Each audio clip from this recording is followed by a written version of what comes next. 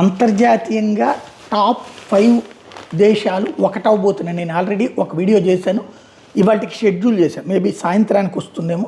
ఈలో పత్రికలు హైలైట్ చేసిన ఒక్క వాక్యంలో చెప్పాలంటే బలం సామర్థ్యం ఆధారంగా వరుస క్రమంలో దేశాల అమెరికా ప్రపంచంలోని అత్యంత శక్తివంతమైన దేశాలే శాసించే ఈ వరల్డ్ ఆర్డర్ త్వరలో పెనుమార్పులకి చవి చూడనుందా, కోర్ 5 సూపర్ క్లబ్ ఏర్పాటుబోతోంది అన్నటువంటిది.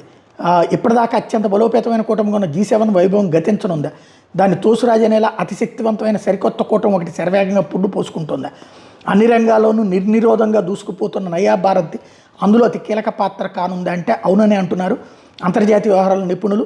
ముఖ్యంగా కొద్ది రోజులుగా అమెరికా అధ్యక్షుడు డొనాల్డ్ ట్రంప్ మాటలు చేతలు చాప కింద నీరులా చర్చగా సాగిస్తున్న ప్రయత్నాలు ఎందుకు ప్రజల సంకేతాలనే ప్రబల సంకేతాలని చెప్తున్నారు. కోర్ 5 పేరిట కొత్త కూటమికి ప్రాణప్రతిష్ఠ చేసేందుకు ఆయన ప్రయత్నిస్తున్నట్టు అమెరికాకు చెందిన ప్రఖ్యాత డిజిటల్ వార్తాపత్రిక పొలిటికో రాసి కథనం అంతర్జాతీయంగా పెను సంచలనమే సృష్టిస్తోంది. అమెరికా, భారత్, మరో 2 ఆసియా దిగ్గజాలైన చైనా, జపాన్తో పాటు ఆశ్చర్యకరంగా రష్యా కూడా ఇందులో భాగస్వామి కానుందని పొలిటికో కథనం సారాంశం. అమెరికాకు సంబంధించిన రక్షణ, జాతీయ భద్రతా వ్యవహారాలను అత్యంత ఖచ్చితత్వంతో నివేదించే డిఫెన్స్ వన్ సైట్ని ఉటంకిస్తూ అది ఈ మేరకు పేర్కొంది. ఈ కోర్ గ్రూప్కి ముద్దుగా C5 సూపర్ క్లబ్గా నామకరణం కూడా చేసింది. నిజంగా కనుక అదే జరిగితే చరిత్రలోనే అత్యంత శక్తివంతమైన కూటమి ఇదే అవుతుందని అంతర్జాతీయ నిపుణులు ముక్త కంఠంతో చెప్తున్నారు. అమెరికా జాతీయ భద్రతా వ్యూహంలో ప్రచురించకుండా రహస్యంగా ఉంచిన భాగంలో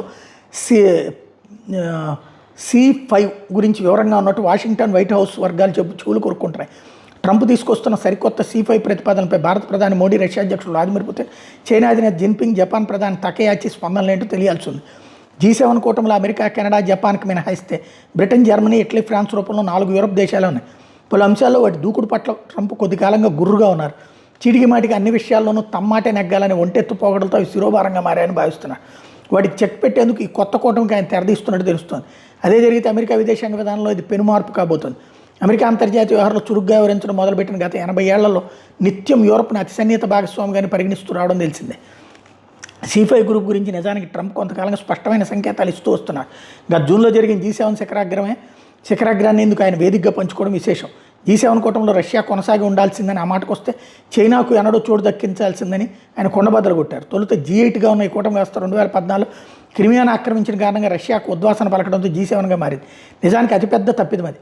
అలా చేయకుంటే నేడు ఇంత భారీ యుద్ధమే జరుగుతుండేది కాదని ఉక్రెయిన్పై రష్యా దాడిని ఉద్దేశించి G7 వేదికగానే ట్రంప్ కొండబద్దలు కొట్టారు.